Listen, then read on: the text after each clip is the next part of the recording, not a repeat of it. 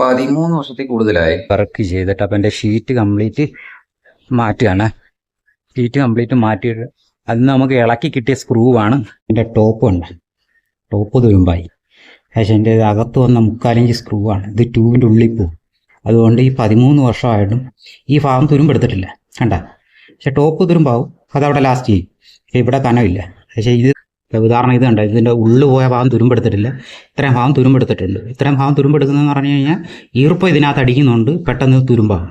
അപ്പോൾ ഇത്രയും ഭാഗം തുരുമ്പെടുത്തെടുത്ത് വരുമ്പോഴത്തേക്ക് ലാസ്റ്റ് ചെയ്യത്തില്ല സ്ക്രൂ ഒന്നും, ഷീറ്റ് പറന്നുള്ള ചാൻസ് കൂടുതലാണ്. അപ്പം നമ്മളതുകൊണ്ടാണ് മെയിനായിട്ട് 3/4 ഇഞ്ച് ഉപയോഗിക്കുന്നതിൻ്റെ കാരണം അതാണ്. ഷീറ്റ് ലാസ്റ്റ് ചെയ്യണം, നമുക്ക് അടിക്കുന്ന സ്ക്രൂ ലാസ്റ്റ്. ഇത് ആ ഉള്ളിൽ പോകുന്നതുകൊണ്ട് തുരുമ്പെടുത്തിട്ടില്ല.